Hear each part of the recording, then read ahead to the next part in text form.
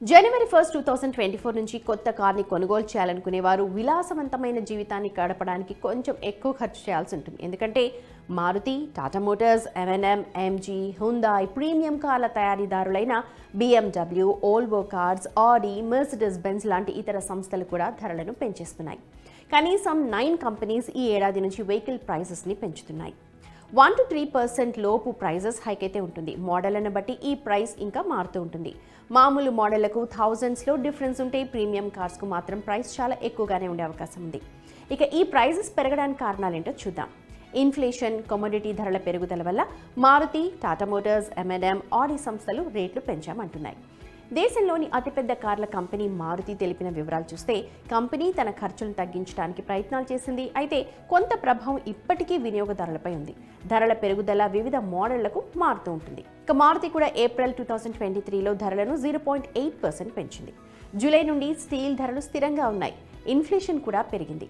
నవంబర్లో ఆటో అమ్మకాలు రికార్డ్ స్థాయిలో నమోదయ్యాయి. డీలర్ల ప్రకారం డిసెంబర్లో అమ్మకాల ఊపు కొనసాగుతుందని అంచనా. ఎందుకంటే పంట కోత గత సంవత్సరం కంటే మెరుగ్గా ఉంది.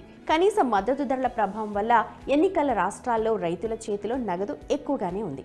అయితే సంవత్సరం ముగింపు కారణంగా డిసెంబర్లో ఆటో కంపెనీలు కూడా ఇన్వెంటరీని క్లియర్ చేయడానికి డిస్కౌంట్స్ని ఇచ్చాయి. కానీ డీలర్లు మాత్రం ఇన్వెంటరీ ఉన్న మోడళ్లకు మాత్రమే డిస్కౌంట్లు ఉంటాయని నమ్ముతారు. ప్రస్తుతం ఎస్యూవీలపై అయితే ఎలాంటి తగ్గింపు లేదు.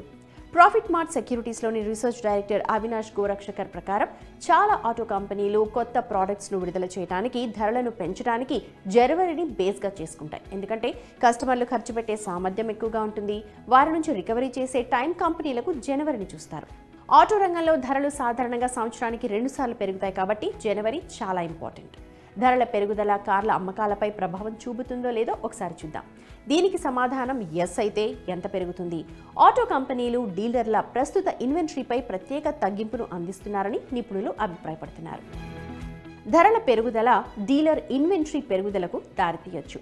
ఇక నవంబర్లో కార్ డీలర్ల దగ్గర 61 నుంచి 64 డేస్ ఇన్వెంటరీ ఉంది. అక్టోబర్లో 63 నుంచి 66 డేస్ ఉంటుంది. ధరలు పెరిగితే ఎంట్రీ లెవెల్ కార్ల విక్రయాల అమ్మకాలపై అది ప్రభావం చూపించవచ్చు. ఇక ప్యాసింజర్ వెహికల్ సెగ్మెంట్లో తక్కువ ధరకు వచ్చే కార్ల డిమాండ్పై ఇప్పటికే ప్రెషర్ ఉంది. ఇప్పుడు ప్రైస్ పెరిగితే పరిస్థితి మరింత సవాల్గా మారచ్చు, ముఖ్యంగా ఈ షార్ట్ టైంలో.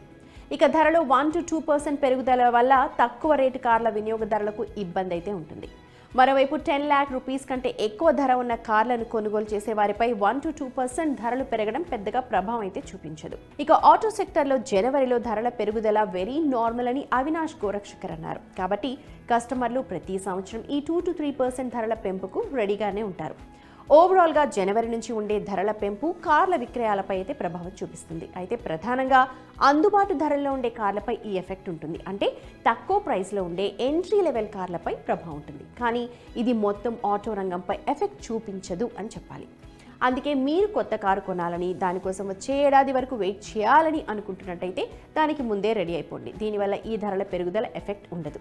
పైగా సంవత్సరంలో లభించే డిస్కౌంట్ల నుండి ప్రయోజనం కూడా పొందొచ్చు.